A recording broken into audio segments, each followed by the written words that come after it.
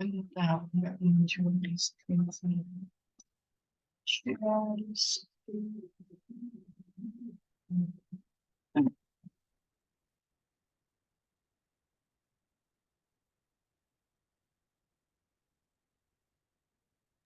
Baik ya, Bismillahirrahmanirrahim. Assalamualaikum warahmatullahi wabarakatuh. Selamat siang semuanya. Insya Allah kita hari ini akan eh, membahas kembali mengenai bagian ketiga dari pembahasan Big Data, yaitu tentang aplikasi Big Data, gitu ya. Bagaimana realnya di dunia ini tentang aplikasi Big Data ini. Nah, ada beberapa agenda yang sudah kita lalui ya. Yang pertama adalah yaitu introduction ke Big Data, yaitu Big Data, kemudian infrastruktur minggu yang lalu, dan minggu ini adalah aplikasinya. Apa saja ya pembahasannya? Yang pertama adalah tentang Big Data Application itu sendiri, apa yang dimaksud, kemudian top 10 industri yang menggunakan Big Data, bagaimana penggunaan Big Data di global, kemudian Big Data Application in Indonesia. Maaf nih, jadi berubah sendiri dia ininya ya. Nah, nanti yang terakhir baru future works. Nah, jadi Big Data Application, ya, saya kayaknya pernah menyebutkan juga gitu ya, bahwa pertama kali, ini mereview kembali ya, bahwa istilah ya Big Data itu pertama kali itu dipopulerkan ya melalui sebuah artikel news analysis ya, The Age of Big Data oleh Steve Lord, itu di Februari ya tahun 2012, jadi tepat 12 tahun yang lalu. Jadi artikel ini ya karena diterbitkan di New York Times gitu, akhirnya menjadi pembicaraan, dan kemudian istilah Big Data itu akhirnya marak ya digunakan. Padahal dulu orang juga berbicara tentang memproses Big Data, tapi mungkin ya istilahnya yang dipakai adalah data mining gitu ya. Namun ketika artikel ini dikeluarkan, maka sahlah gitu ya pemanfaatan Big Data ini ya, dan ditandai dengan perkembangan yang semakin pesat sampai dengan sekarang. Nah, mengenai aplikasi Big Data ini gitu ya, tentu tidak terlepas dari perkembangan yang pesat itu, tidak terlepas dari memang kebutuhan dan pengembangan di berbagai sektor gitu ya. Di antaranya ya kalau kita bisa catatkan ada 10 yang teratas industri yang menggunakan Big Data ini adalah yang pertama banking and security. Jadi bidang perbankan dan juga security itu memang menjadi salah satu pemakai dan pengembang gitu ya dari Big Data itu sendiri, Big Data Analysis sendiri. Kemudian yang kedua adalah industri komunikasi, media, dan entertainment. Nanti kita bisa lihat beberapa contohnya gitu ya. Ini jangan aneh-aneh. Untuk komunikasi, media, dan entertainment ini memang tidak bisa kita pungkiri gitu ya. 12 tahun belakang ini memang sangat berkembang pesat gitu ya, sehingga merubah bahkan gitu ya, merubah bagaimana peta bisnis media dan entertainment itu di dunia ini. Kemudian yang ketiga adalah healthcare providers, itu juga mereka adalah salah satu yang aktif gitu ya, mengembangkan dan menggunakan big data untuk kepentingan mereka. Yang keempat adalah education, ya, jadi memang pendidikan banyak memanfaatkan big data ini. Yang kelima, manufacturing dan juga natural resource. Ya, ini juga sama gitu ya, untuk perusahaan-perusahaan tambang, ya, kemudian manufaktur, apakah itu misalkan otomotif atau yang manufaktur lainnya, itu memang juga sudah banyak menggunakan big data ini.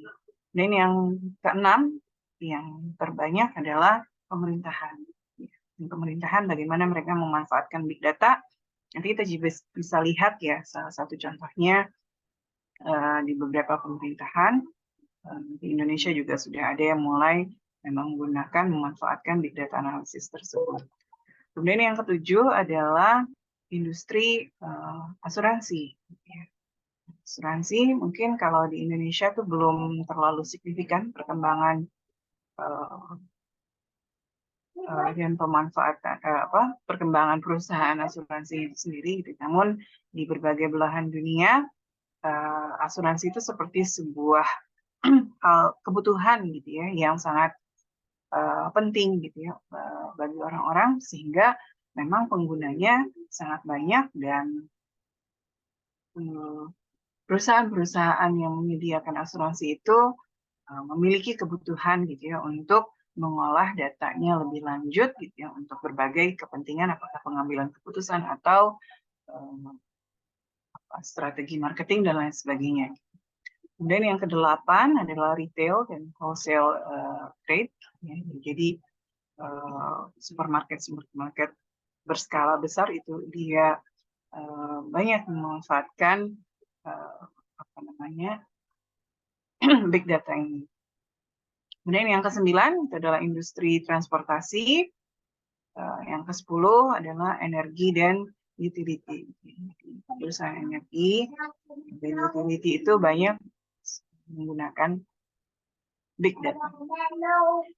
Dan kemudian kita lihat gitu ya, ini ada 10 ya industrinya. Apa saja contohnya nanti kita coba review kalau ini ya lebih detail. Sekarang kita lihat terlebih dahulu ya untuk contoh gitu ya, bagaimana big data application di dalam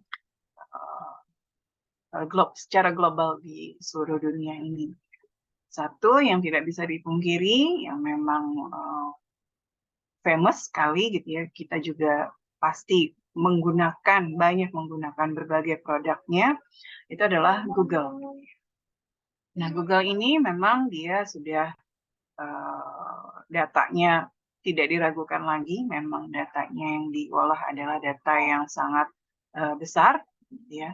Apa saja yang disediakan ya oleh Google ini kan produknya banyak sekali, ada browsernya, ada Gmail untuk emailnya, kemudian ada lagi search engine-nya itu sendiri, kemudian ada lagi juga untuk penyedia service di cloud, gitu ya. Kemudian ada lagi juga Google untuk conference gitu ya, kayak Google Meet, gitu. Kemudian Translate dan sebagainya. Nah, Google gitu ya, mereka sangat-sangat memanfaatkan ya, data yang mereka miliki itu untuk dianalisis. Karena apa? Karena ya memang mereka menyediakan gitu ya layanannya itu gratis, tapi kan ada yang gratisnya, ada yang juga berbayar, tapi mereka juga take benefit gitu ya untuk bagaimana agar orang itu tetap engage user dari berbagai macam produk Google ini bisa tetap memiliki ikatan yang kuat gitu ya dengan Google sehingga terus-menerus mempergunakan produk-produk yang ada. Gitu. Nah ini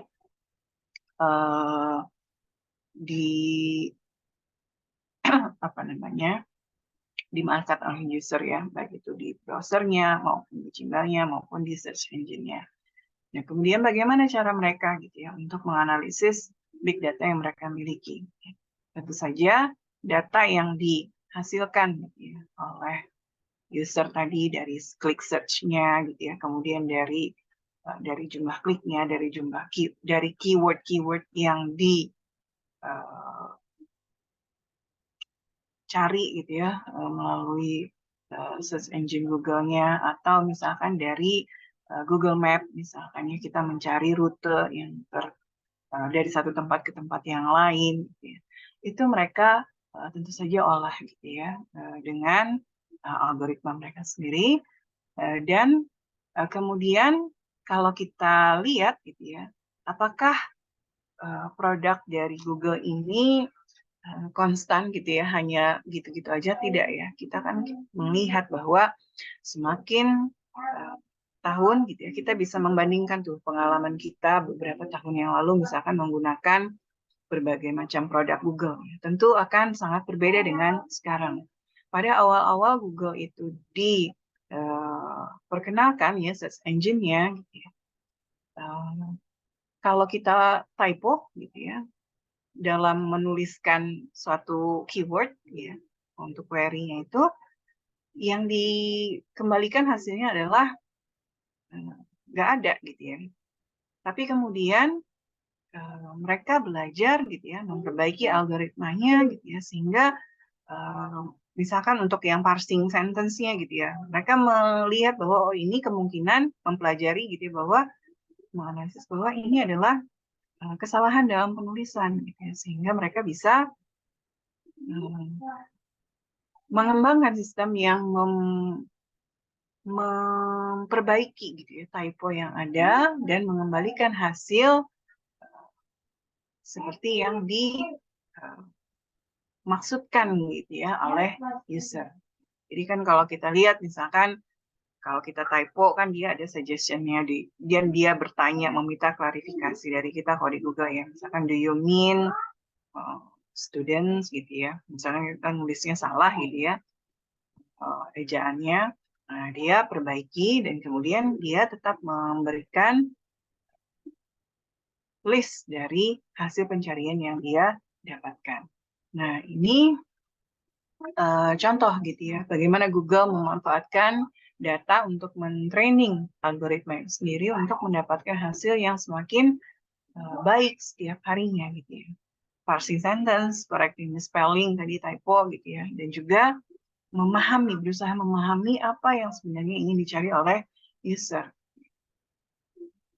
Satu ya pengalaman, misalnya satu waktu saya ingin mencari, saya kebetulan misalkan ya ada tertarik gitu dengan satu judul buku. Ini pengalamannya. Kemudian akhirnya saya kan googling gitu ya.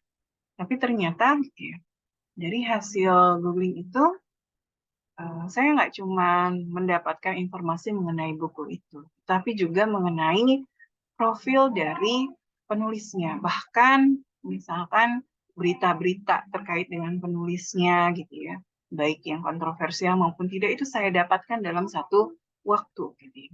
Sehingga ini tidak bisa kita katakan bahwa algoritma pencariannya itu hanya sekedar menampilkan apa yang dicari, gitu. Tapi juga dia memberikan, gitu ya, berusaha memahami apa yang user inginkan dan memberikan gambaran ya bahwa ada konektivitas antara satu hal dengan hal yang lain. Kayaknya kalau jejak digital itu memang benar gitu ya, sulit untuk kita hilangkan ya. Dan memang secara sadar gitu ya kita memperbolehkan gitu kayak Google itu untuk melakukan analitik terhadap aktivitas yang kita lakukan gitu ya, melalui berbagai produk yang mereka sediakan gitu ya. Itu ya contohnya. Kemudian Google juga gitu ya, dia akan menggunakan historical and current search term ya untuk merekomendasikan ya pencarian kepada user ya sebelum kita itu bahkan selesai menuliskan query yang kita maksudkan gitu ya. Baru aja nulis T udah berderet ya, maksudnya T-nya apa gitu ya. Itu dari mana gitu suggestion tersebut? Nah, tentu saja dari hasil pembelajaran gitu ya, dari pembelajaran data query yang dimasukkan oleh user. Sehingga tentu saja itu akan mempermudah kita gitu ya. Kita nggak perlu susah-susah mengetik gitu ya. Kita bisa memotong waktu kita untuk melakukan pencarian di Google. Jadi sehingga nanti di historical data itu bisa menjadi fitur di Google itu sendiri, yaitu adalah autocomplete service. Itu ya yang apa namanya, di Google. Nah, contoh kayak gini ya, kita mau mencari tentang aplikasi trending, ya. Nah, dia langsung bisa rekomen dan mencari hasilnya kayaknya relevan dengan maksud kita adalah aplikasi big data untuk bisnis dan cara penggunaannya gitu ya. Nah, people also ask about teknologi big data itu apa saja, mengapa big data menjadi tren saat ini, kapan datanya dikatakan big data, apa itu big data dan seterusnya. Dan ini yang jadi auto complete service ya, big data aplika langsung deret rekomendasinya. Nah, ini bagaimana cara mereka mengembangkan sistem seperti itu? Ya tentu saja mereka punya algoritmanya. Algoritma juga semakin disempurnakan ditambah dengan big data analisis yang mereka miliki.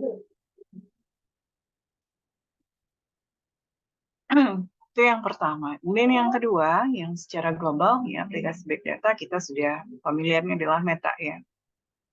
Dan jadi Meta, ya salah satunya adalah Facebook, ya. Ini mungkin bagi sebagian besar ada yang nggak punya akun Facebook gitu ya, tapi bagi generasi sebelum Z gitu ya, ini Facebook itu banyak digunakan. Nah ini Facebook kan dimulai ya, dia develop tuh dari 2004 mulai banyak digunakan gitu ya.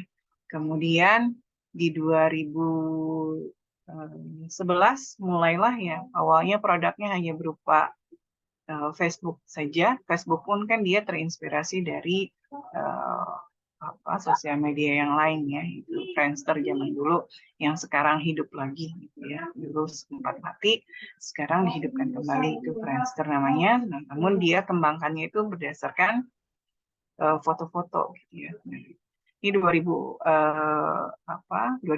ya. Kemudian ternyata Facebook itu menganalisis bahwa ternyata orang memiliki kebutuhan juga gitu ya terhadap chatting gitu ya. Nah, kalau dulu ya chatting itu instant messaging gitu ya, itu banyaknya kan dulu orang menggunakannya Yahoo Messenger gitu ya. Nah, kemudian kan mulai pelan-pelan diadopsilah di Facebook ya, dengan Facebook Messenger-nya itu di 2011.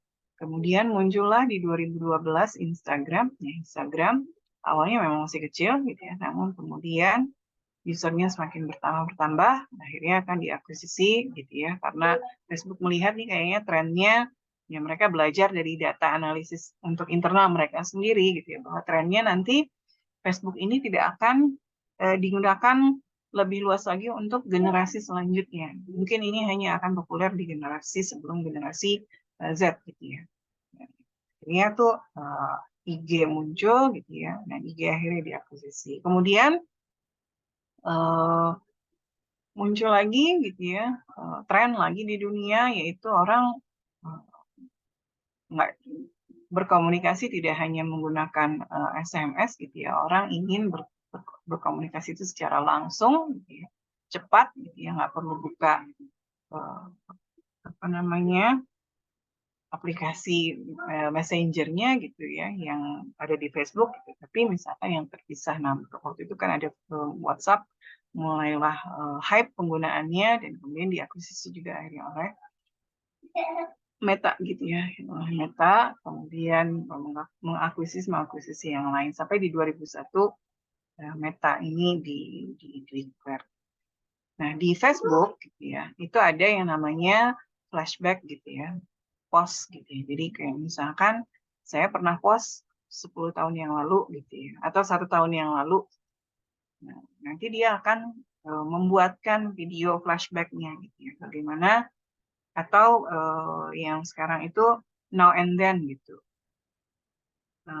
Dulu kayak gimana gitu ya, fotonya dia akan tampilkan, terus yang sekarang dia minta kita yang ngisi foto yang sekarang kayak gimana. Jadi kayak comparing between past and now gitu ya. Nah, itu flashback, apakah itu di posting atau likes gitu ya, atau image gitu ya, itu akan muncul gitu ya. Nah, jadi mengingatkan kembali akan memori-memori orang yang ada. Nah, ini gimana caranya gitu ya? Nah, tentu saja tidak hanya sekedar menyimpan ya. Fitur-fitur itu kan ditampilkan berdasarkan analisis juga mereka ya, bahwa ternyata orang tuh suka gitu kalau apa yang dia posting sebelumnya gitu ya, itu diingatkan kembali, memorinya di-recall kembali, karena mungkin bisa saja lupa gitu ya, dan seterusnya. Kan akhirnya jadi teringat kembali gitu ya. Kan memori-memori postingan-postingan atau like atau foto-foto yang pernah di posting. Itu yang pertama. Yang kedua juga bisa misalkan kan setiap orang bisa berteman dengan yang lain gitu ya. Nah, dia ternyata catat kapan gitu ya. Nanti dia akan berikan flashback bahwa kalian sudah berteman selama berapa tahun. Itu dibuatkan videonya, kemudian perjalanannya, foto-foto, like-nya, jumlah image yang di-like, jumlah post yang di-like, dan seterusnya. Nah, itu salah satu contoh bagaimana pengimplementasian Big Data di Facebook ya. Nah, ini kalau sekarang lebih banyak lagi nih, saya lupa waktu itu mengupdate ya, tapi bisa dilihat di slide yang minggu pertama bahwa aktif usernya Facebook itu berapa ya. Ini kalau yang lebih besar ya, dari 2,91 miliar ya. Kemudian penggunanya rentangnya memang antara 25 sampai 34 tahun. Kebanyakan adalah male ya. Kemudian waktu yang dihabiskan per hari adalah 33 menit, karena cuma sekedar ngecek ada nggak berita newsfeed yang lewat gitu ya, ada nggak ini yang terbaru dan seterusnya. Dan di Facebook ini setiap 60 detik mereka akan ya mendapatkan data berupa foto yang terupload itu sebanyak 136.000, kemudian ada 510.000 komen, dan 293.000 status ya yang di update. Nah, jadi Facebook ini bahkan gitu ya, knows who our friends are gitu ya. Jadi tahu teman kita seperti apa, what we look like gitu ya. Kan kalau ya mungkin ini ya, kalau yang saya nih sebagai pengguna juga itu dia bisa mengenali gitu ya, bahwa ada foto saya di posting di teman saya, walaupun teman saya itu nggak melakukan tagging secara spesifik terhadap wajah saya gitu ya, atau bagian dari saya, tapi dia tahu dan dia akan minta klarifikasi apakah benar ini foto kamu gitu ya. Itu ada gitu ya di Facebook. Gimana caranya ya? Berarti dia memang analisis betul gitu ya untuk setiap data, foto, aktivitas yang dilakukan oleh user. Nah, jadi Facebook juga know what we are doing. Ya, jadi kalau di Facebook itu cukup menakutkan juga gitu ya. Bahkan lintasan pikiran itu bisa muncul gitu ya. Ya, tidak sedikit yang mengatakan bahwa itu baru lintasan pikiran, belum terucap ya. Itu iklannya nanti akan muncul di web di page ininya gitu ya, Facebooknya. Bahkan gitu ya, itu kan yang baru lintasan, apalagi yang kalau kita ngobrol gitu ya, kita ngobrol dengan teman gitu ya tentang suatu produk gitu ya, maka apa yang diobrolkan itu akan muncul ya di dalam iklan-iklan yang tentunya ingin mempengaruhi kita untuk membeli produk tersebut. Nah, itu mendengar ya, belum lagi kalau texting, maka ya jelas ya kalau kita pernah googling, mengklik produk dan seterusnya itu pasti akan muncul. Misalkan kita pernah lihat gitu di HP kita, misalkan di Tokopedia atau di Shopee produk tertentu, nanti produk itu akan muncul juga tuh secara tidak lama dari kita klik itu, kita buka Facebook, maka iklan-iklan di Facebooknya pun akan berkaitan dengan produk tersebut. Ya. Jadi ini agak threatening gitu, jadi jadi ancaman juga gitu ya bagi kita, misalnya bahwa ternyata privacy kita itu enggak, memang belum terlindungi. Nah, jadi ini Facebook knows who our friends are, what we look like, where we are, what we are doing, apa yang kita suka, apa yang kita tidak suka, dan lain-lain. Sehingga kan nanti juga tampilan di newsfeed pun ya kalau kita suka, kita follow seorang, ya selama kita suka dan sering akses ya, dia akan munculkan terus-menerus gitu ya, update dari seorang tersebut. Ini bahkan bisa jadi tahap annoying gitu bagi kita kalau misalkan sesuatu itu memang tidak kita pernah sempat buka gitu ya, dan ternyata itu kita nggak suka, tapi karena terlanjur pernah diklik gitu ya atau apa, ini itu muncul terus-terusan, dan ya solusinya gimana ya, salah satunya kita bisa diamkan dulu gitu ya, atau kita report gitu ya kontennya, misalkan alasannya apa, karena terlalu repetitif, atau misalkan kita sudah membeli, atau misalkan melawan norma-norma yang ada atau lain sebagainya. Itu yang Meta ya, ini yang world most used social platform di Januari 2022, namun per Januari 2024 Facebook ini kan bukan lagi yang terbanyak ya, kalah sama IG, tapi kan mereka masih satu perusahaan ya, jadi mungkin bagi ininya nggak bermasalah. Namun ya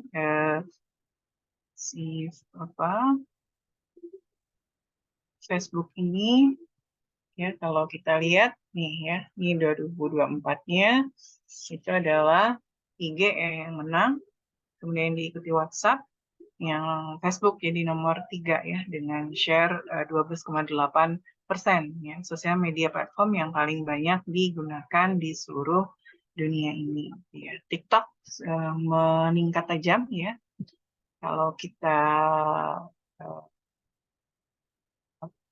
lihat ini dia kan per 1000 jumlahnya per ini ya 1000 juta ya, 1 miliar ya. Sekarang di sini dengan total populasi yang ada itu jauh lebih besar ya, dengan share 7,4% ini. Ya, dan ini kayaknya kita familiar ya, WeChat ini kan di China, TikTok ya, Douyin ini saya nggak tahu gitu ya, belum cari tahu. Kalau X atau Twitter tahu, Telegram yang menggunakan, FB Messenger ada di dalam FB-nya, Line ini zaman dulu banget gitu ya, populer. Sekarang sudah tidak terlalu. Kemudian ada Kuaishou, ada Pinterest, ada Snapchat, ada QQ, dan lain sebagainya.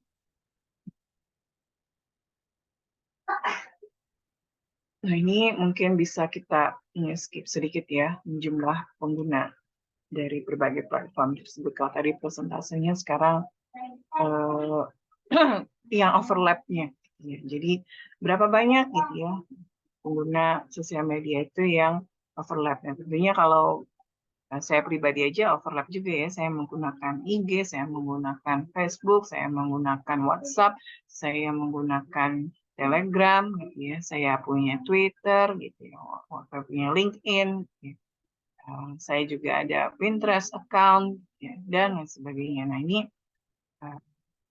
contoh gitu ya, bagaimana yang menguatkan kembali argumen bahwa data itu memang benar-benar berkembang dengan pesat, karena ada peran kita gitu ya di sana. Setiap saat kita meng-create data, yang data itulah yang bisa dimanfaatkan oleh ya kayak Meta ini ya, Facebook, WhatsApp, IG dan sebagainya untuk melakukan big data analysis.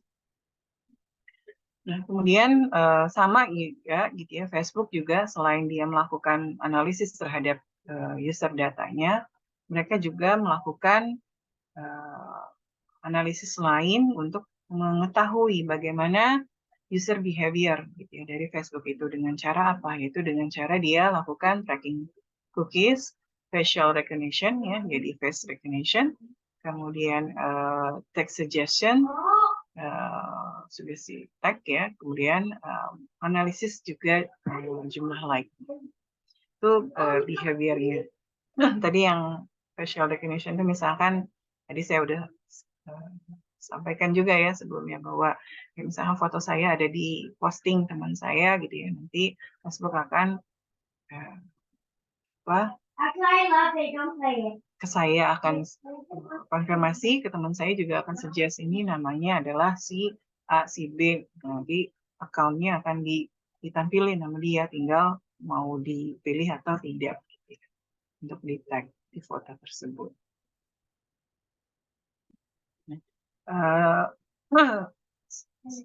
Pernah gitu ya analitik shift-nya Facebook ya, yaitu kan Rubin mengatakan ya bahwa big data itu crucial to the company's very being ya. Dan gimana mereka mengimplementasikannya gitu ya. Facebook ini menginformasikan big data-nya itu dengan massive installation of Hadoop ya. Jadi kita sudah belajar di pertemuan sebelumnya ya tentang infrastruktur big data, salah satunya adalah bagaimana Hadoop ya sebagai open source framework yang dia itu bisa menggunakan banyak cluster, ya, namun dia cost-nya akan murah gitu ya dibandingkan dengan apa namanya cara tradisional gitu ya, biasa dalam menyimpan dan mengolah data. Dan Facebook ini kan ya mereka mendesain hardware-nya sendiri. Ya. Jadi Hadoop itu adalah just one of many big data technology ya dari Facebook. Ya. Namun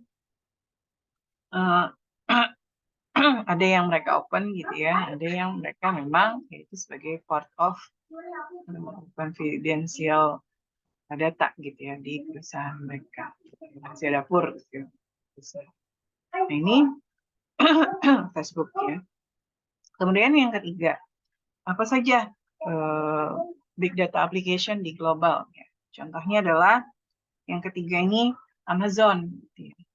Amazon ini kan pemiliknya ya, foundernya adalah Jeff Bezos ya. Jadi dia pertama kali kan mendirikan Amazon itu tahun 94 ya. Sama seperti Facebook dan Google. Jadi Amazon ini mereka akhirnya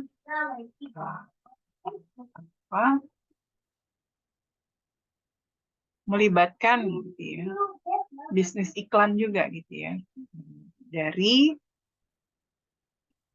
Dari mana gitu ya? Dari mereka memanfaatkan data kan customer mereka gitu ya. Kemudian mereka analisis, mereka olah gitu ya datanya sehingga customer mereka ya, usernya si Amazon ini yang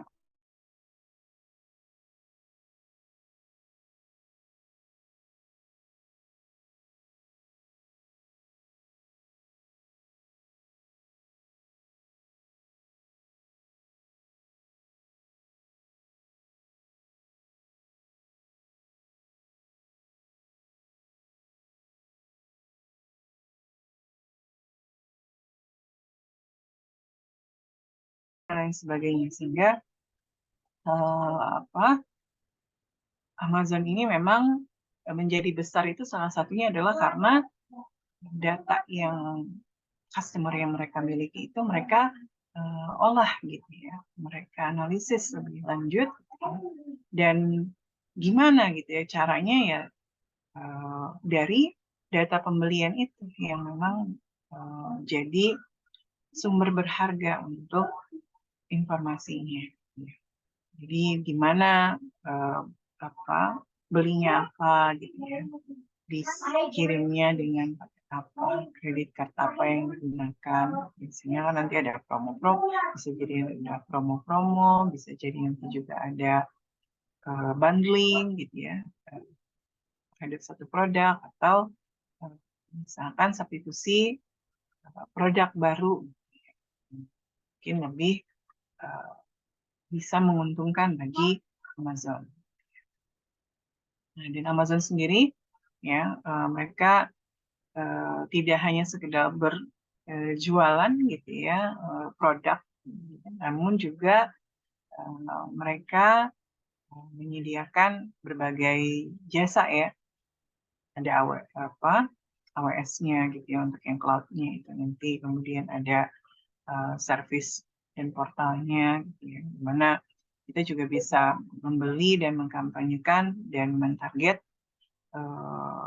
si Amazon-nya itu mana gitu ya, user-user yang bisa dijadikan targeting, itu mereka berikan jasanya kepada seller juga gitu ya. Karena Amazon nggak cuma punya menjual barangnya sendiri gitu ya, tapi kan ada seller-seller juga yang terlibat di dalamnya. Itu mereka tawarkan untuk membeli paket campaign dan targeting juga gitu ya, sesuai dengan data demografik dan juga pembelian seperti itu. Nah, kemudian selain ini tadi ya, kalau Facebook, Google gitu ya, kemudian Meta gitu ya, Amazon ini kan adalah salah satu contoh gitu ya, yang sudah besar-besarnya, yang memang kalau Amazon kan di retail dan wholesale gitu ya, kemudian Facebook itu di sosial media platform, Google itu berbagai ini ya platform ya, cross platform. Nah, kemudian yang selanjutnya yang keempat ini adalah yang NBA gitu ya, National Basket Association gitu ya. Jadi ternyata di NBA ini juga mereka memanfaatkan gitu ya big data application gitu ya. Gimana caranya gitu ya. Jadi data analytics yang mereka lakukan adalah dengan mencoba tujuannya gitu ya, analitiknya itu untuk meningkatkan performansi dari pemain dari basket di NBA gitu ya. Kemudian juga bisa mengoptimasi strategi game dan meningkatkan ya, engagement dengan fans-fans yang ada gitu ya, fans NBA tentunya. Dan NBA ini punya ya advanced analytic tools ya, jadi mereka menganalisis player movement ya, jadi pergerakan player itu dianalisis, shot selection-nya juga dianalisis, dan game statistik itu kan jelas setiap saat ada gitu ya, untuk data-datanya ini dianalitik gitu ya, untuk menyediakan ya insight bagi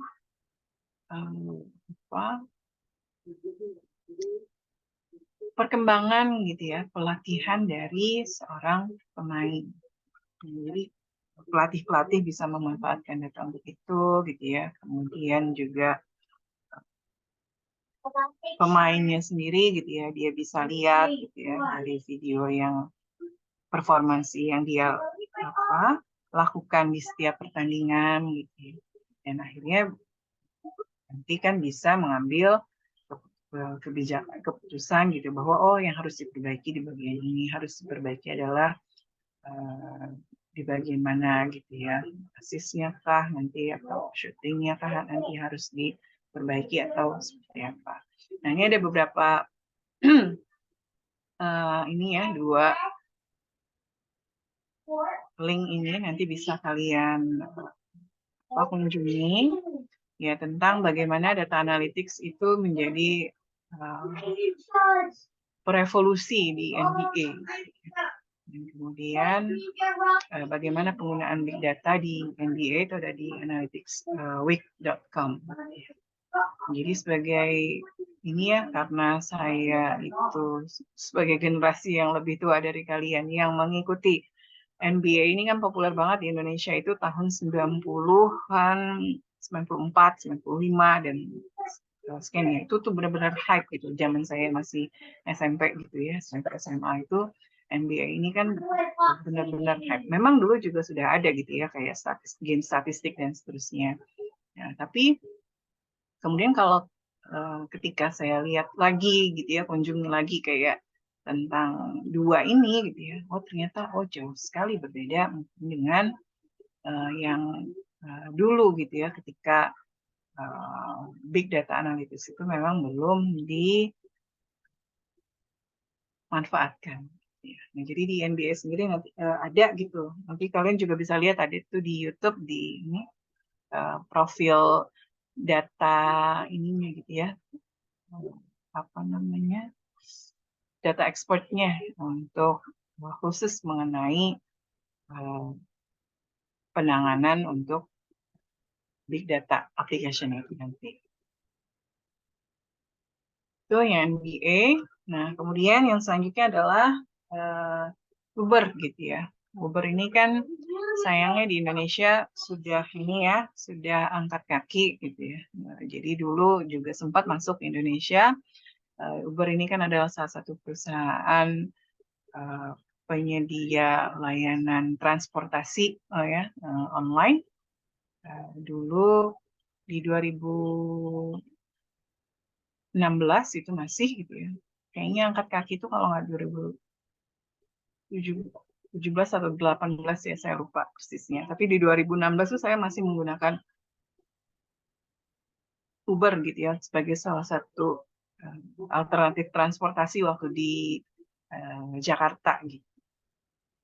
Nah, jadi bagaimana gitu ya Uber ya kalau di sini kan perbandingannya ya Gojek gitu ya, Grab, Maxim, ya 3 itulah yang sekarang ya. Nah, si Uber ini gitu ya, mereka memanfaatkan big data-nya itu dengan tujuan untuk memprediksi gitu ya kapan demand-nya dan juga variasi di dalam drivers availability-nya. Jadi ingin melihat ada nggak pattern-nya gitu ya, kapan sih sebenarnya waktu yang tinggi ya terhadap permintaan layanan dari Uber ini gitu ya, sehingga nanti tarifnya akan berbeda gitu ya di saat yang high demand dengan juga yang tinggi juga misalkan kalau driversnya ini sedikit gitu, yang tersedia. Nah, sama ya di Gojek kan juga sama ya, Gojek, Grab kayak gitu kan kalau lagi hujan tuh, kalau sekarang sudah berkembang, sudah diperbaiki dibandingin beberapa tahun yang lalu. Kalau dulu kan tarifnya hampir flat gitu ya, maksudnya nggak ada perubahan yang signifikan, stabil lah gitu. Tapi kan kalau sekarang, kalau mau GoFood atau mau Gokar kayak gitu, atau Grab juga sama, itu akan ada perbedaan tarifnya. Kalau misalkan GoFood waktu hujan, itu biaya delivery-nya akan jauh lebih tinggi gitu ya, bisa 2 kali lipatnya dibandingkan dengan ini biasa gitu ya, tarif normal biasa. Nah, bisa tahunya dari mana ya? Tentunya kan ada monitoring data gitu ya, berkaitan dengan cuaca gitu ya, berkaitan dengan yang lainnya. Itu kalau yang di ini ya, di sama juga sebenarnya di Uber juga seperti itu. Gitu ya. Sehingga nanti ya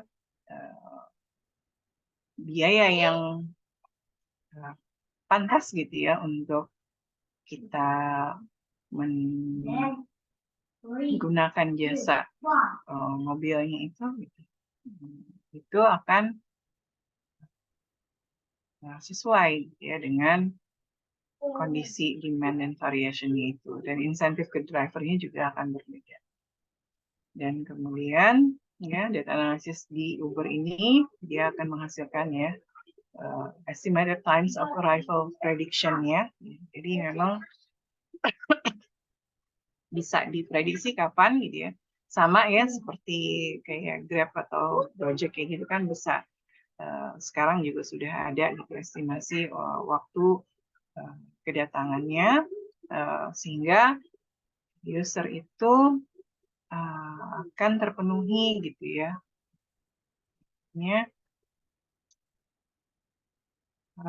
Kepastian gitu ya, diberikan kepastian walaupun juga sebenarnya masih estimasi, tapi ada nilai kepastian yang ditawarkan gitu ya, untuk bisa sampai ke tempat tujuan dalam rentang waktu yang diberikan.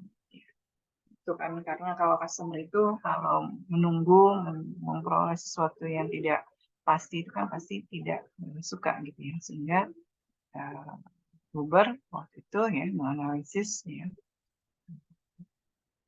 fitur dan membuat fitur-fitur untuk estimasi times of arrival-nya, kemudian pricing-nya dan seterusnya. Dan akhirnya itu juga diadaptasi gitu oleh perusahaan-perusahaan lain seperti ini kalau di Indonesia ya, yang ada di Indonesia seperti ya Grab, Gojek, Maxim dan sebagainya.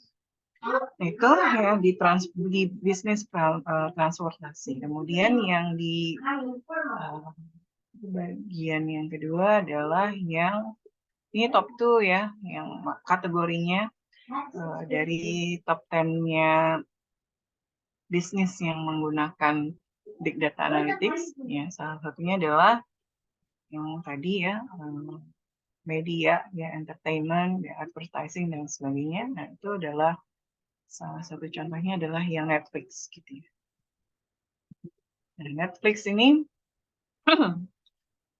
awalnya gitu ya, gimana mereka menggunakan big data itu kan awalnya mereka itu membuat ya original TV show sendiri gitu. Jadi political thriller ya, nama judulnya itu House of Cards. Dan dari sinilah gitu ya, dari awal inilah yang menjadi root-nya gitu ya, big data di Netflix gitu ya. Itu memang sukses besar gitu ya, software ini.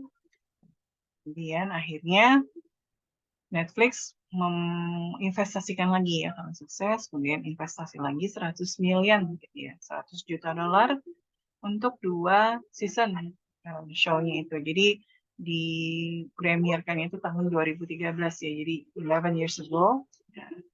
Dan apa namanya, customer yang ternyata gitu ya didapatkan data gitu ya, informasi bahwa customer-nya Netflix yang menonton British series House of Cards itu ternyata juga gitu ya. Jadi House of Cards itu yang original TV show-nya itu tadi ya. Ternyata mereka juga menonton film yang disutradarai oleh David Fincher dan dibintangi oleh Kevin Spacey, yang mana dua orang ini tuh terlibat di dalam original TV show yang tadi, yang House of Cards itu. Nah, sehingga ya akhirnya dari data itu eksekutifnya di Netflix itu memprediksi bahwa kalau 3 nih kombinasi seri ini akan menjadi hit gitu ya di Netflix. Dan benar ya ternyata. Itu dari mana ya? Tentunya dari based on data yang mereka analisis. Ternyata, sorry.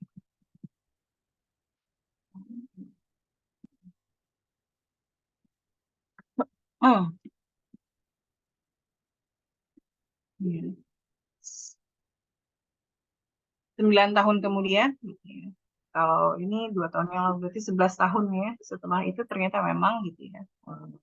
Big data itu berimbas tidak hanya pada series Netflix ya yang mereka investasikan, tapi juga bagaimana series tersebut nanti gitu ya tampilkan gitu ya ke subscribernya ya, sehingga big datanya itu nanti dia di Netflix itu ada nanti viewing history yang mereka simpan, yang analisis, termasuk di dalamnya adalah which user hit post in any given show. Jadi di mana sih dari sekian banyak show yang mereka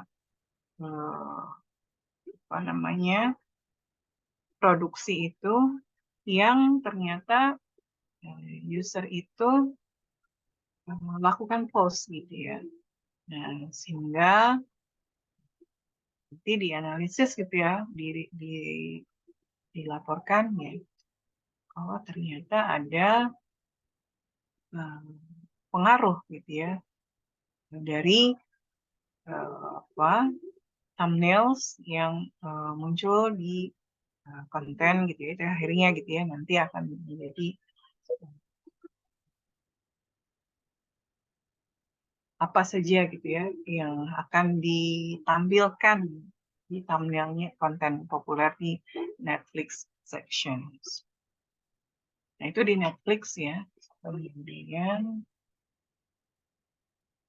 selanjutnya ya ada big data application di YouTube. Ya. Nah ini kita juga tahu ya. Does YouTube use big data analytics? Sure gitu ya. Karena datanya YouTube itu kan data yang tidak terstruktur ya. Data video ya, dan sebagainya itu kan tidak terstruktur. Nah, kemudian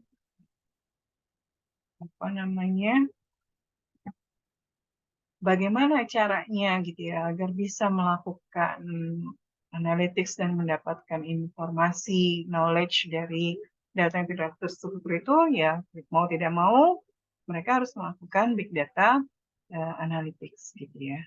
Dan YouTubers itu gitu ya, nanti kan ya kita di YouTube itu kan bisa sebagai content creator-nya ya, dan juga bisa hanya sebagai penikmatnya saja gitu ya.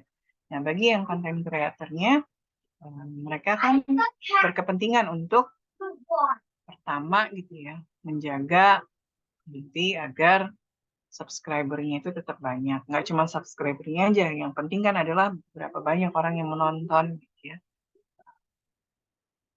konten-konten di channel mereka. Nah, ini kan mereka akhirnya YouTube itu menyediakan gitu ya, analyzer gitu ya untuk content creator itu melihat gitu ya performansi channel mereka gitu ya melalui fiturnya itu adalah YouTube Analytics. Jadi bisa dilihat berapa ininya gitu ya penontonnya itu banyak dari negara mana, demografiknya itu ya bisa terlihat dari negara mana, umur dari range usernya gitu ya. Kemudian analisis yang lain yang itu bisa dimanfaatkan oleh content creator itu untuk meningkatkan ya performansi masing-masing gitu. Nah itu YouTube ya. Nah kemudian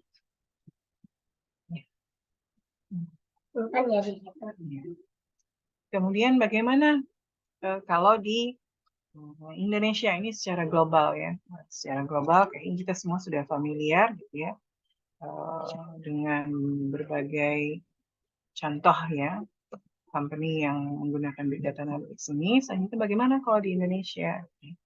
Di Indonesia salah satu yang sudah menggunakan gitu ya big data analytics ini adalah gitu ya Halodoc gitu ya. Jadi sejak 2021 gitu ya, Halodoc itu sudah menembus lebih dari 20 juta pengguna aktif bulanan atau monthly annual user. Saya juga pengguna Halodoc gitu. Dan saya berdasarkan ya experience kayak itu ya ternyata memang sudah cukup jauh lebih berkembang dibandingkan dulu ya, dibandingkan dengan dulu. Kalau sekarang kita kan bisa nanti ya, kita bisa melis gitu kan, melihat list dokter siapa saja gitu ya, bidangnya apa saja, bagaimana ratingnya dari si dokter tersebut. Kemudian kita bisa beli di Halodoc ini kan kita bisa beli obat gitu ya, baik yang diresepkan oleh dokter maupun yang tidak gitu ya, berdasarkan pilihan nanti mana yang paling dekat dengan kita gitu ya, atau berdasarkan harganya mana di compare yang paling murah dan seterusnya. Nah, di Halodoc ini mereka sampaikan ya di blognya mereka bahwa sumber data ya, sumber big data dari Halodoc itu dari mana saja? Yang pertama adalah transactional data. Gitu ya. Jadi memang transactional datanya, misalkan mereka apa namanya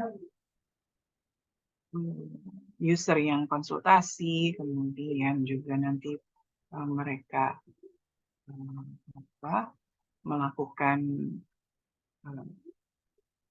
konsultasi yang berbayar atau hanya sekedar di forum dan sebagainya, itu kan ada transaksional datanya yang mereka simpan dan jadikan sebagai sumber big datanya. Kemudian yang kedua, mereka juga menjadikan ya sumber big data Halodoc itu adalah dari digital health record-nya. Jadi kan setiap user itu nanti kan dia akan punya user account ya, data-data pribadinya. Kemudian ketika dia berkonsultasi, itu kan nanti akan tercatat gitu ya. Itu kan jadi base-nya di Halodoc itu kan kita chatting gitu ya, chatting dengan dokter. Jadi keluhan-keluhan yang ada itu akan disimpan dan disimpan dalam rekam medis digital gitu ya, atau kita sebutnya sebagai digital health record gitu ya. Jadi keluhan kita apa, kemudian siapa dokter yang menangani, kemudian apa obat yang diresepkan kalau misalkan ada gitu ya, atau ada penanganan lebih lanjut. Kemudian kalau misalkan nanti kita ini lagi gitu ya, kita konsul lagi, nanti akan dicatat lagi. Gitu. Nah, tentunya dengan 20 juta user aktif ya secara bulanan itu, datanya kan juga akan sangat banyak. Kemudian yang ketiga, sumber data big data-nya Halodoc itu adalah merchant inventory data gitu ya. Jadi siapa saja mitra-mitra gitu ya. Mitranya Halodoc ini kan salah satunya adalah dokter ini sendiri gitu ya. Kemudian yang kedua adalah apotek gitu ya.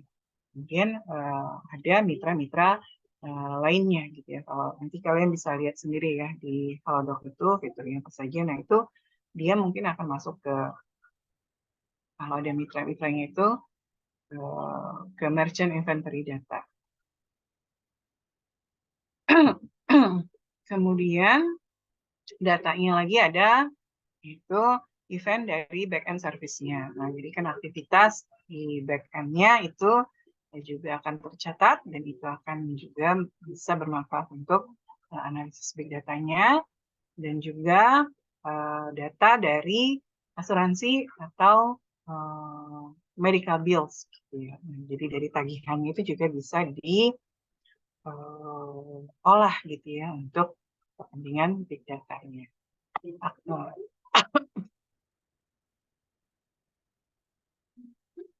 Nah, ini yang mereka share gitu ya, Halodoc dari blog Halodocnya mereka mengenai data platform di Halodoc ya. Nanti kita bisa lihat ya, di sini ada data source-nya apa gitu ya.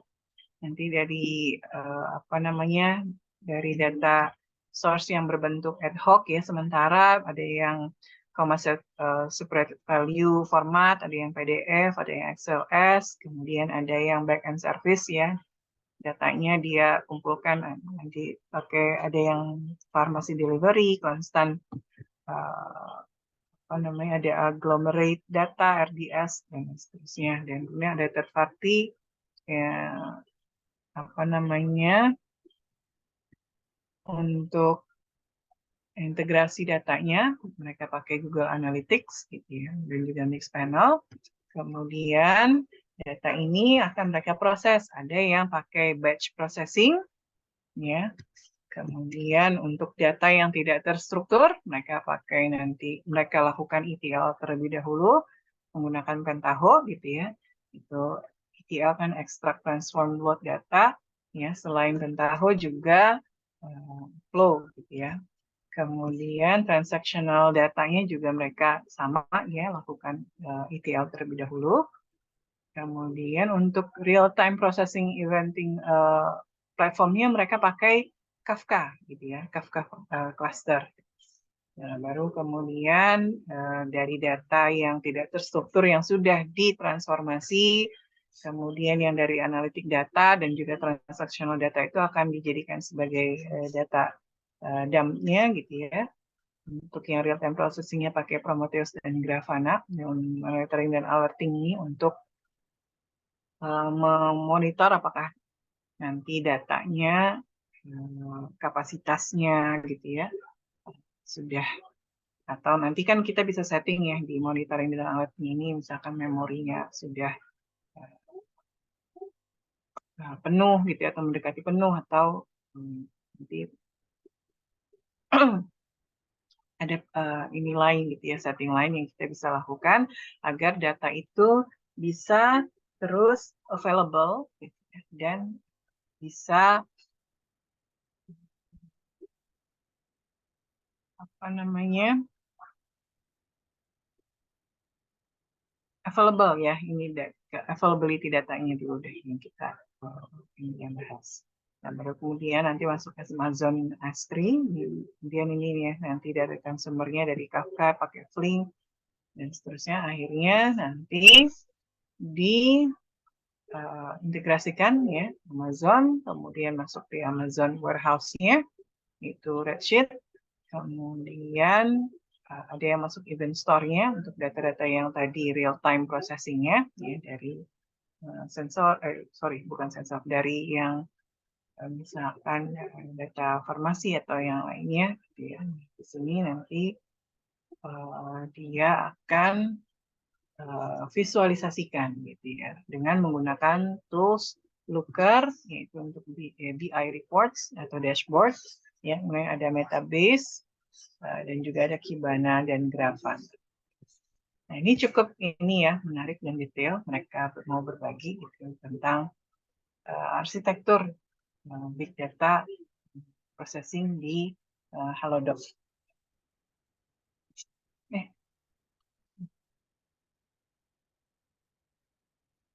Nah, kemudian contoh yang lain ya, itu adalah Bank BRI. Nah, Bank BRI ini juga mereka menggunakan ya solusi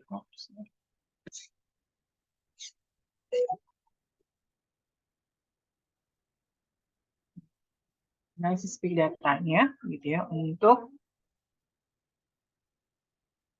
salah satunya untuk project BI mereka gitu ya, dari business intelligence-nya, di mana memang sedikit yang disampaikannya ya, tapi ini bisa kita jadikan sebagai bagian dari big data project itu sendiri, itu tentang bagaimana change data capture, data flow, BigQuery yang diimplementasikan di BRI. Jadi mereka kan punya datanya banyak gitu ya. Kemudian prosesnya kalau diambil gitu ya dan ditampilkan secara manual, itu mungkin akan memakan waktu yang lama, membutuhkan sumber daya digital talentnya juga gitu ya, akan banyak, sehingga mereka menginginkan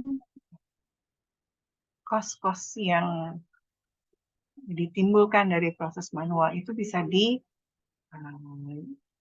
gitu ya, dikurangi, sehingga nanti dengan pengimplementasian big data yang secara otomatis itu gitu ya, untuk persiapan datanya,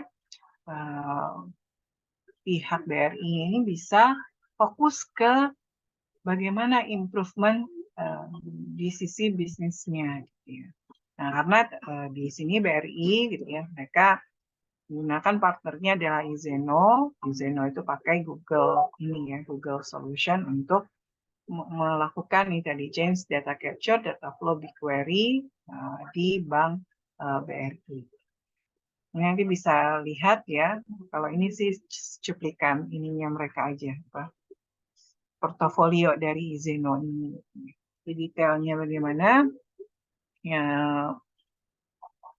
nggak bisa kita ambil juga ya kalau misalkan BRI-nya nggak men-share gitu ya secara terbuka mengenai implementasinya. Tapi kita ambil ininya aja, ambil success story-nya ya mengenai implementasi big data di Indonesia, salah satunya di BRI dengan mereka menggunakan Google gitu ya untuk Google BigQuery gitu ya untuk service solution di BRI Business Intelligence Project mereka. Kemudian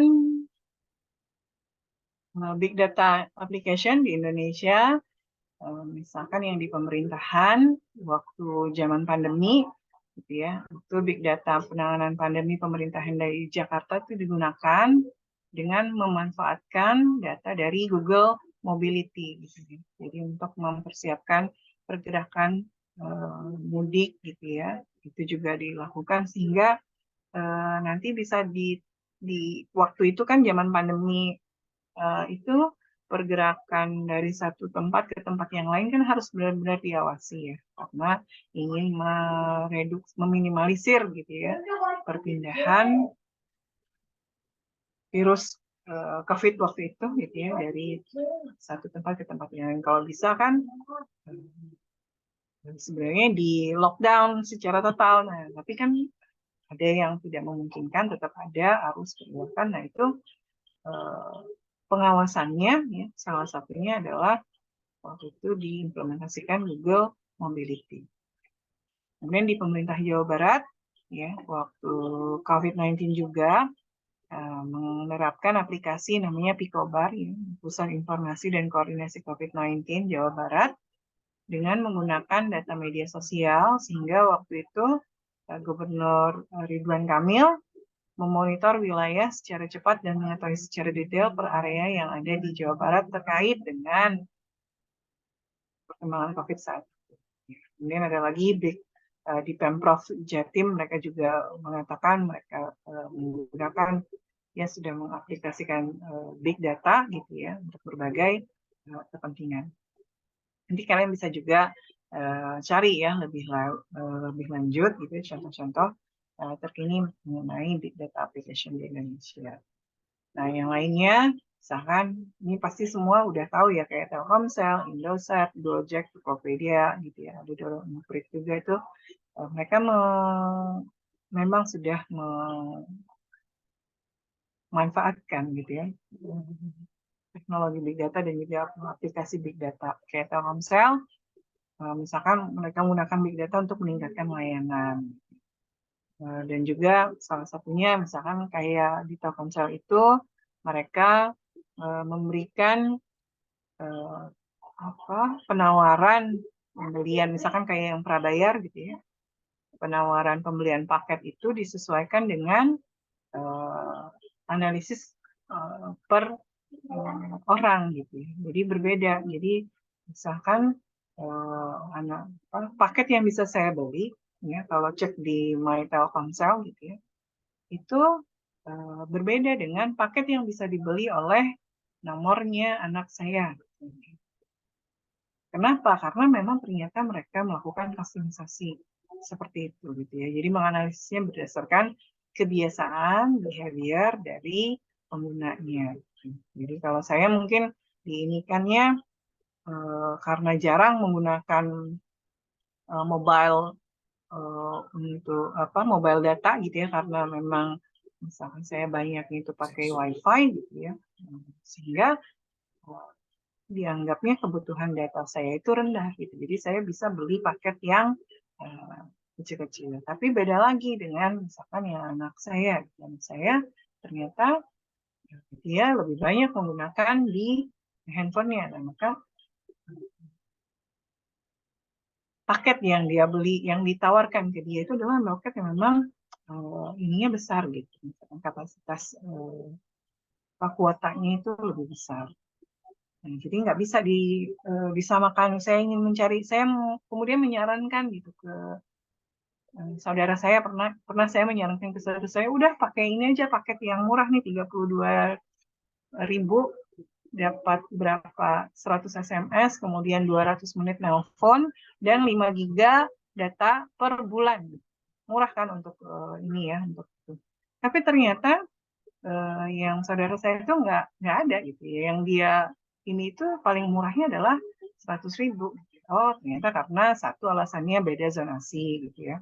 Saudara saya di luar Pulau Jawa, saya di Pulau Jawa. Kemudian yang kedua juga ternyata karena memang yang saudara saya itu full depend on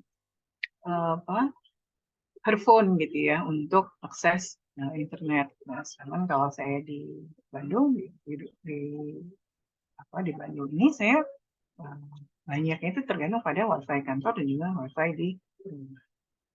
Atau nanti ada tentang Indosat Oridu, gimana mereka memanfaatkannya, kemudian Tokopedia juga, gitu ya, penghubung antara penjual dan pembeli, kemudian yang drone emprit, ini kan yang memang sudah sering gitu ya untuk biasanya mengcapture ini ya di sosial media mengenai polarisasi pembicaraan terhadap suatu topik. Jadi mana yang buat dianalisis ya, kayak misalnya kayak kemarin pas pemilu ya, jadi tentang debat presiden pertama gitu ya, nanti ditampilkan berapa persen yang menguasai di lini ini ya sosial media gitu ya, pembicaraan di dunia maya itu berapa persen pasangan nomor satu, apa saja kata-kata kuncinya gitu ya, yang disampaikan, kemudian pasangan nomor 2, pasangan nomor 3, nah, kemudian pas debat kedua kayak gimana, pas debat ketiga gimana, atau sosial isu lainnya itu dilakukan ya Pak oleh Pak Ismail Fahmi nih, yang punya drone emprit ini. Nah, itu Big Data Application Indonesia. Contoh-contoh lain bisa nanti kalian lihat sendiri gitu ya di berbagai link YouTube ini. Kemudian apa saja gitu ya kira-kira future work-nya di big data ini gitu ya di setiap sektor ini ya, karena kita lihat gitu ya pendapatan big data global itu mengalami tren yang terus meningkat ya, sejak tahun 2015, maka diperkirakan sampai dengan 2027 itu pendapatannya big data itu akan tumbuh menjadi 103 juta dolar gitu ya. 103 miliar pada 2027, dan pendapatan tersebut lebih dari 2 kali lipat ukuran big data yang diharapkan pada 2018 yang sebesar 42 miliar. Dan statistika menyebutkan bahwa dengan pangsa sebesar 40%, segmen perangkat lunak akan menjadi segmen pasar big data terbesar pada 2027. Nah, itu future work-nya. Jadi memang kita tidak bisa menghindari era big data ini, ya. Kita mau tidak mau memang akan terlibat, ya. Dan ya tentunya peran kita sebagai apa gitu ya. Ya kalau saat ini mungkin kita sebagai objek gitu ya nanti untuk big data analytics tersebut gitu ya. Misalkan karena kita sebagai pengguna di berbagai web commerce ya atau e-commerce gitu. Atau kita sebagai pengguna di jasa-jasa yang menggunakan digitalisasi data gitu ya. Atau kita merupakan konsumen kayak perusahaan-perusahaan transportasi online dan sebagainya. Nah, sehingga nanti ya kita menjadi orang yang berkontribusi ya terhadap pendapatan big data nantinya. Namun yang perlu diingat gitu ya, di ini future work-nya kembali lagi dalam setiap implementasi teknologi gitu ya di big data ini juga kita kembalikan lagi pada etikanya gitu ya, etiknya bagaimana. Kalau kita sebagai pengguna hanya sebagai customer gitu ya, sebagai objek itu ya kita juga perlu aware terhadap etika tersebut gitu ya, bahwa memang kita tidak sebagai user juga menjadi user yang bijak.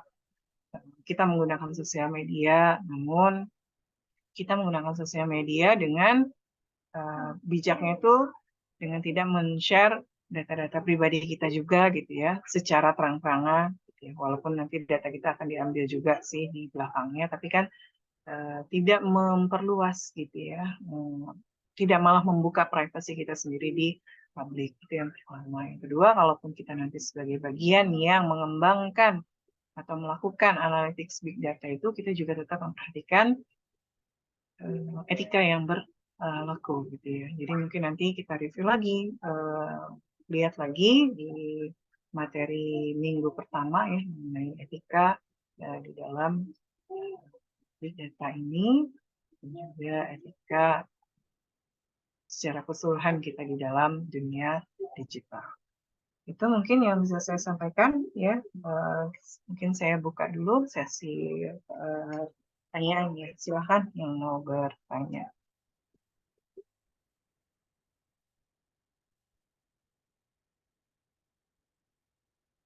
Oke, dalam Nia Ahmad Fauzan Gendewa, dalam konteks kasus-kasus pencurian data di Indonesia, bagaimana regulasi terkait penggunaan dan perlindungan data dalam aplikasi Big Data diterapkan untuk mencegah pelanggaran privasi data? Ini pertanyaan ini sudah pernah saya jawab ya, serupa di pertemuan sebelumnya dan di pertemuan pertama. Jadi memang regulasinya kalau di Indonesia itu masih kita bergantung pada Undang-Undang ITE dan juga undang-undang di yang di slide nomor 1 ini. Kemudian ya, izin bertanya untuk Stefan Christian ya. Untuk jangka panjang, Big Data bisa digunakan untuk memudahkan consumer dalam menggunakan platform dengan justifikasi memanfaatkan layanan. Bagaimana dengan jangka panjang? Apa dampak jangka panjang mengenai Big Data collection yang masif dilakukan perusahaan-perusahaan besar? Data pengguna sangat berharga bagi mereka dan bahkan data paling tidak relevan pun akan menggabungkan bersama ada suatu waktu jika data tersebut tidak relevan, data tersebut disebut dijual. Nah, jadi memang dampak jangka panjang mengenai big data collection yang masif itu adalah ya ancaman terhadap data privacy ya. Jadi kalau yang di slide minggu pertama itu saya ada insertkan link satu video mengenai yang parents yang ininya Belanda itu ya, bahwa parents jangan men-share data anaknya karena dalam jangka panjang data-data mengenai anak yang konfidensial itu bisa disalahgunakan dan lain sebagainya. Nah, sehingga memang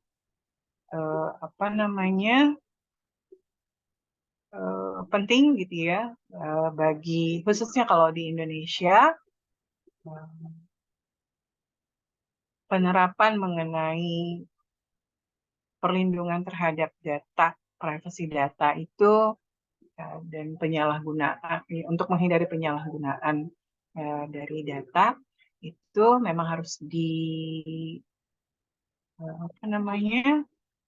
diperketat lagi ya kalau di Indonesia. Kalau di dunia itu kan sudah ada ya yang tentang DMA itu, tentang yang Digital Marketing Act, bahwa memang perusahaan-perusahaan besar kayak misalkan Amazon itu nanti kan yang terpengaruh Amazon, Google, Facebook, mereka harus mengikuti aturan DMA itu, bahwa memang tidak semua data itu nanti boleh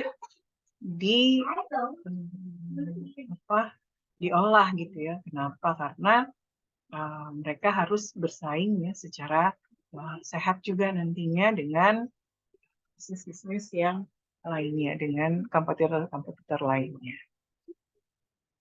Terus itu Valens lagi ya, izin bertanya bagaimanakah cara suatu perusahaan memastikan keamanan data dalam infrastruktur big data mereka. Kayak ini juga sudah dibahas ya mengenai memastikan keamanan datanya. Ini nanti detailnya akan dibahas juga di pertemuan selanjutnya untuk yang security data dan seterusnya. Tapi secara umum ya suatu perusahaan memastikan keamanan data dalam infrastruktur data mereka adalah kalau infrastrukturnya berupa jaringan, ya tentunya harus memastikan keamanan di jaringannya dulu, gitu ya. Keamanan jaringannya itu dengan cara apa gitu ya? Dengan berbagai macam, misalkan ya skema password ya, kemudian juga enkripsi datanya itu sendiri dan lain sebagainya. Nah nanti dijelaskan detailnya di pertemuan selanjutnya ya.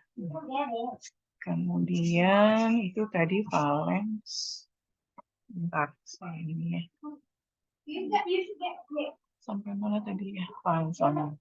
Akif sekarang. Bagaimana perusahaan dapat memastikan keamanan dan privasi data saat mempromosikan solusi big data? Seperti misal di Amazon, di mana data user digunakan untuk melakukan iklan yang sesuai dengan pencarian user. Bukankah ini adalah penyalahgunaan privasi data?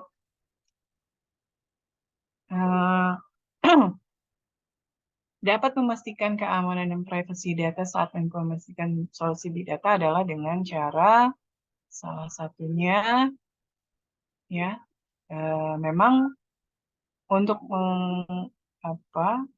mengakses data yang diimplementasikan itu kan sebenarnya kan adalah model dan pattern-nya ya yang diimplementasikan. Nah, tapi untuk detail datanya sendiri per user itu kan nanti bukan orang per orang yang tahu ya, mungkin hanya sebagian orang di perusahaan tersebut yang mengetahuinya. Nah, maka dia harus komitmen gitu ya untuk menjaga kerahasiaan data tersebut. Ya. Nah, sedangkan untuk datanya sendiri, untuk yang di feeding itu dipastikan prosesnya nggak melalui kebocoran.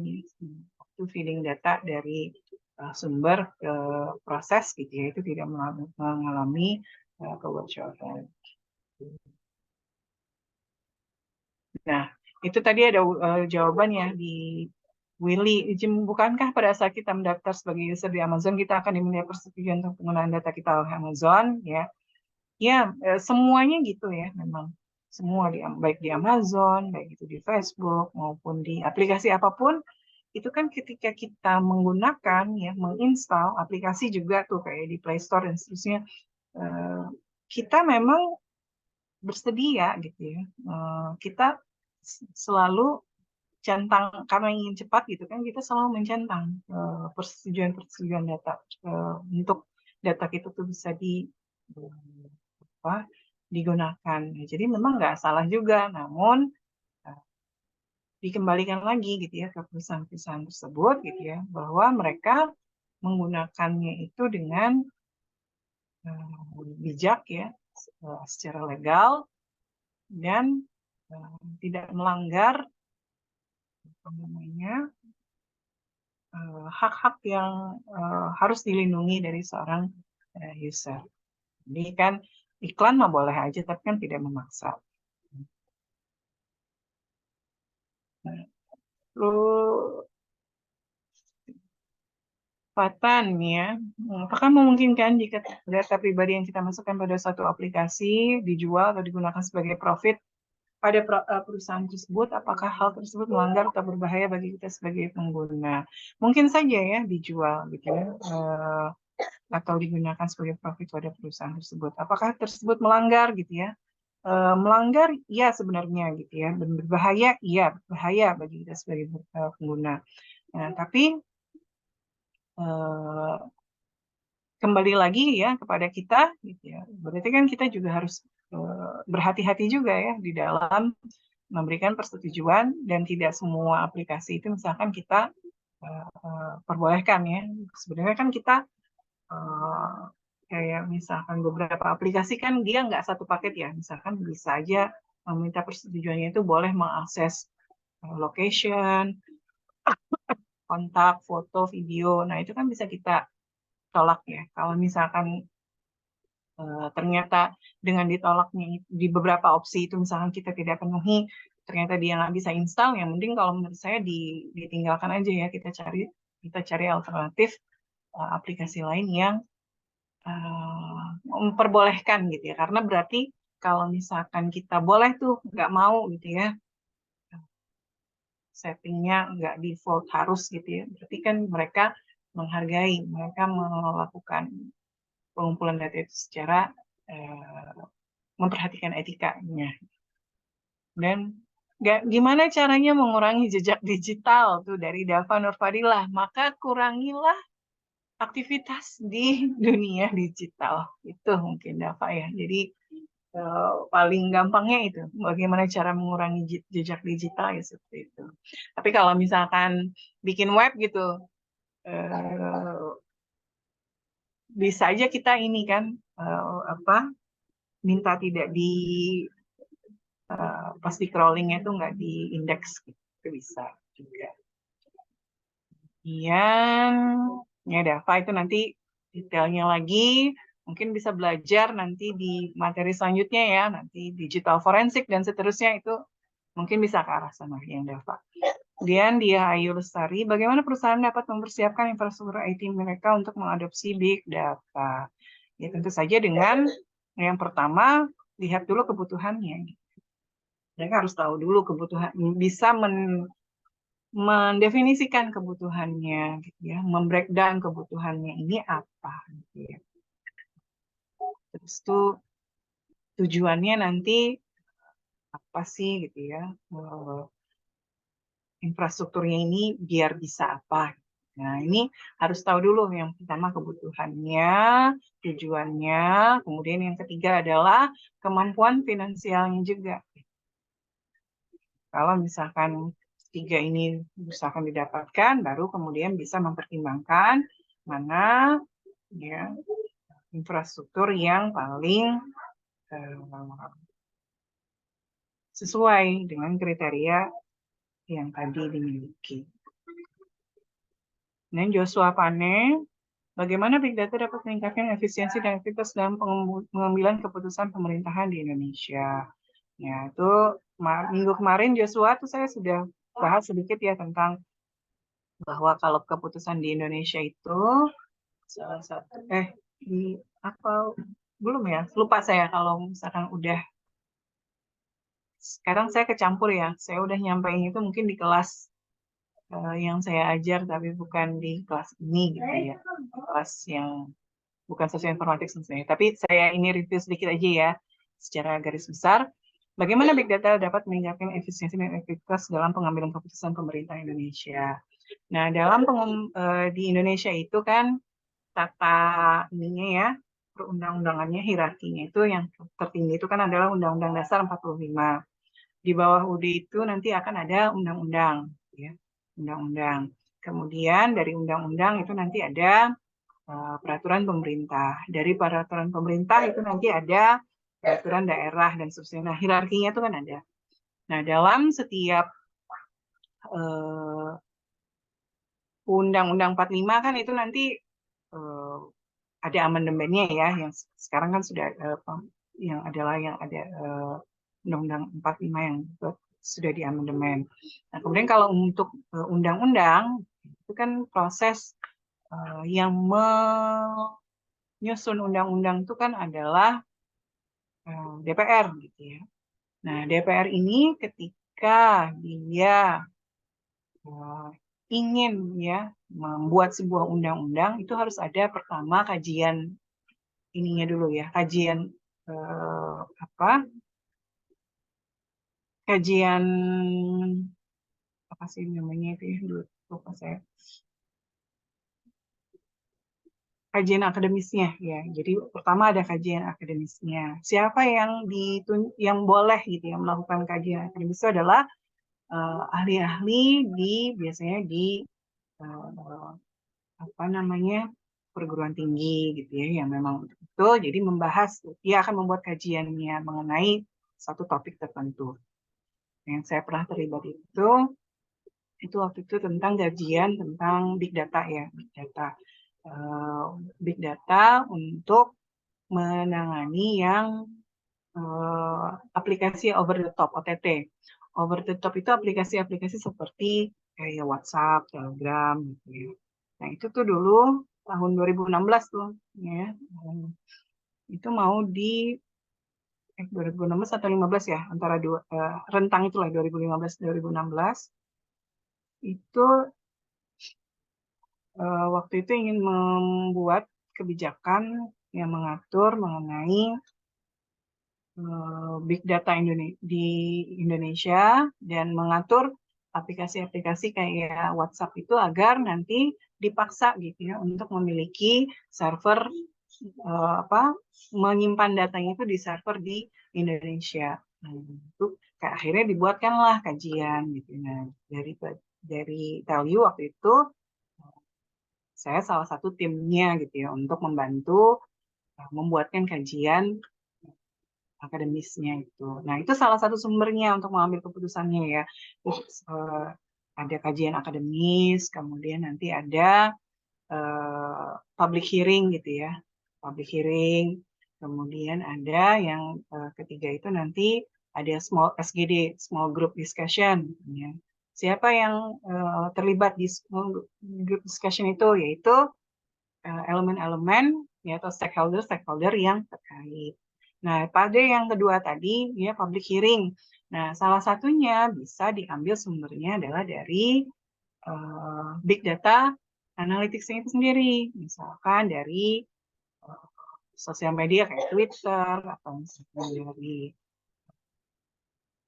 komen-komen di forum dan sebagainya. Dan itu akhirnya misalkan setelah dianalisis nih gitu ya, dapatlah kesimpulan apakah itu nanti pakai sentimen analisis atau apa gitu ya, bahwa untuk topik ini ternyata respon masyarakat seperti ini. Nah, itu kan jadi akhirnya jadi apa? Jadi data gitu ya, jadi evidence gitu ya untuk mendukung pengambilan keputusan dari pemerintah. Tuh ya, semua. Kemudian selanjutnya ada Joshua, bagaimana big data dapat meningkatkan efisiensi jaring pasca. Apakah perkembangan pesat big data di satu sektor tertentu dapat mempengaruhi perkembangan atau mengalami hambatan pada sektor lainnya? Bisa jadi ya, bisa jadi. Ya, tapi harusnya idealnya itu adalah bisa saling berkembang dua-duanya. Nah, Izan Alfian, apakah kita akan bersandar ke big data untuk beberapa dekade ke depan? Probably ya, bisa jadi ya. Tadi kan sesuai dengan selama tidak ada misalkan kekacauan gitu ya yang meresahkan dan akhirnya menimbulkan desakan adanya kebijakan ya secara global kayak gitu ya mungkin masih akan ada gitu ya big data ini dan saya yakin pasti masih. Apakah ada ya, Habib Ramadan, apakah ada implikasi etis dan privasi yang perlu dikembangkan dalam pengumpulan penyimpangan big data seperti perbankan, pemerintahan, dan kesehatan yang cenderung bersifat lebih individualis serta diskret? Ya, tetap harus ada gitu ya. Jadi kalau misalkan mengumpulkan data, gimana caranya gitu ya? Data-data pribadi itu misalkan di generalisir terlebih dahulu gitu. Jadi bukan data yang exact gitu. Jadi kayak misalkan data misalkan nomor telepon gitu ya. Nah, itu nggak perlu misalkan ya, tapi cukup misalkan dia dari operator mana gitu. Jadi nomornya bukan nomor detail atau di-cut gitu ya, hanya berapa gitu ya, 4 digit terakhirnya di masking gitu ya, atau misalkan di generalisir misalkan ini datanya nomornya nomor simpati gitu, kayak gitu, atau Indosat gitu atau yang lainnya. Nah, kemudian kalau penghasilan misalkan penghasilan yang nilai pastinya adalah 13.555.000 misalkan dijadikan range ya misalkan gajinya antara dibikin range di 0 sampai 3 juta, 3 juta sampai 5 juta, 5 juta sampai 10 juta, baru kemudian 10 di atas 10 juta. Nah itu kan jadinya datanya akan general gitu ya. Privacy datanya tetap terlindungi dan masih bisa dilakukan analisis gitu. Karena kan sebenarnya juga ketika dianalisis ke big data itu bisa jadi kita kalau hanya memproses semua data, kalau kita memproses semua data yang detail, itu nanti variasi data itu akan terlalu banyak. Sehingga nanti kita tetap harus melakukan kategorisasi juga. Jadi bikin range juga agar variasi data itu tidak terlalu besar. Kalau variasi data terlalu besar, datanya nanti tidak stabil. Polanya nanti nggak akan bisa muncul. Kalau di Big Data Analytics seperti itu. Ya. Kemudian, apakah ini udah jam berapa ya? Udah habis belum waktunya kita? Oh, 1 menit lagi. Izin bertanya, apakah pengelolaan Big Data memiliki potensi dalam memenuhi kebutuhan pemerintah, terutama konteks keamanan kota? Bisa gitu ya. Membantu memprediksi pola kejahatan dan meningkatkan respon terhadap bencana dan darurat? Bisa. Untuk yang memprediksi pola kejahatan dan akhirnya berhasil gitu ya mereduksi tingkat kejahatan, itu ada pada kasus ini ya, success story-nya pemerintahan di Brazil. Ya, di kota Brasilia, mereka menggunakan big data analytics ya untuk bukan cuma memprediksi ya, jadi mengetahui pola kejahatan ya di kota Brasilia, dan akhirnya mereka berhasil ya menurun gitu ya tingkat kejahatan yang terjadi di sana. Nanti searching aja tuh success story big data di pemerintahan Brasil. Kemudian untuk meningkatkan respon terhadap bencana alam itu juga pasti bisa gitu ya, dengan cara apa ya? Dengan cara prediksi itunya gitu ya, untuk yang memang bisa diprediksi gitu ya, atau diantisipasi. Kemudian Alia Nabila itu Zeva ya, kemudian Alia Nabila, bagaimana pengembang aplikasi melibatkan pengguna atau pelanggan dan proses keputusan terkait privasi dan penggunaan data mereka dalam konteks data, dan memastikan bahwa kekhawatiran mereka didengarkan dan diperhatikan dalam pengembangan kebijakan privacy. Nah, ini kayaknya sudah terjawab juga ya. Jadi kalau di Indonesia memang mau tidak mau kita harus memberikan ya hak memberikan suara kita gitu ya, memberikan aspirasi kita kepada wakil-wakil rakyat nanti. Jadi dengan berbagai kanal, misalkan melalui organisasi profesi atau organisasi yang mana, kemudian disampaikan ke sana gitu ya, ke wakil rakyat untuk akhirnya memang bisa membuat kebijakan agar proteksi data ini menjadi lebih lagi gitu ya, lebih baik lagi. Kemudian tuh Alia Nabila, Dito Rivaldi berbicara blockchain pada, nah ini kayaknya sudah kayaknya pekan lalu tuh juga blockchain ya digunakan untuk meningkatkan data, keamanan bisa gitu ya, karena kan blockchain itu polanya itu nggak akan bisa diinterupsi ya, kalau berubah sedikit udah ketahuan ini akan berbeda. Nah, bisa. Apakah kedepannya blockchain akan banyak digunakan industri? Ya bisa aja ya, bisa jadi. Kemudian, kenapa pada masa big data ini Aura Sukma engagement sangat dihargai? Kemudian dapat kita lihat saking berharga engagement ini, orang-orang beralih pada bot sebagai alat engagement farming yang efektif. Apakah menurut Ibu ada satu hal yang baik ke depannya secara keseluruhan? Engagement sangat dihargai, kenapa ya? Karena menjadi salah satu tolak ukur gitu ya terhadap kayak di sosial media aja ya, engagement itu dihargai dan berbanding lurus nanti ya dengan monetary gitu ya, dengan uang yang bisa didapatkan. Ya, karena memang saat ini yang diharapkan itu kan dalam sebuah produk atau apa itu memang banyaknya orang ini ya.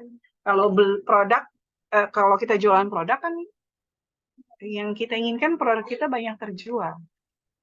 Nah, jadi engagement-nya kan di sana orang jual apa beli lagi gitu ya, repeat order terus ya. Itu uh, perbandingan lurusnya itu dengan pemasukan gitu ya. Jadi kalau orang beralih ke bot sebagai alat engagement efektif, nggak ada salahnya juga gitu ya, memanfaatkan teknologi gitu ya. Karena memang nggak ada yang salah gitu untuk itu gitu. Jadi misalkan untuk agar kan kembali lagi tadi ya karakteristik customer orang itu kan dia didengar gitu ya secara cepat, direspon dengan cepat gitu. Jadi nggak salah kalau misalkan nanti customer service itu pakai bot aja. Kenapa? Karena memang lebih responsif pakai bot misalkan kayak gitu ya. Kita bisa menemukan permasalahan dibanding kita harus menunggu chat dengan customer service yang real gitu ya, real manusia yang kita harus nunggu lama gitu ya. Jadi mending buat aja. Jadi nggak salah kalau menurut saya. Apakah menurut ini suatu hal yang baik ya secara keseluruhan ke depannya? Ya bisa aja. Kita ambil sisi positifnya pasti dia akan jadi ada baiknya. Tentunya mungkin ya di masa yang akan datang ada juga yang apa hal buruknya yang mungkin bisa ditimbulkan. Tapi mungkin fokusnya ke ininya dulu gitu ya, ke nilai positifnya. Mungkin itu saja ya dulu. Eh, mohon maaf ini nanti yang lain-lainnya intinya sama kalau berkaitan dengan keamanan, security nanti bisa ditanyakan lebih lanjut gitu ya di apa namanya di pertemuan-pertemuan dengan dosen yang selanjutnya. Terus itu satu sebelum saya tutup, saya mau menyampaikan ya terkait dengan kuis ya. Insya Allah kita ada 2 kuis. Nah nanti teknis kuisnya kan nanti di LMS ya.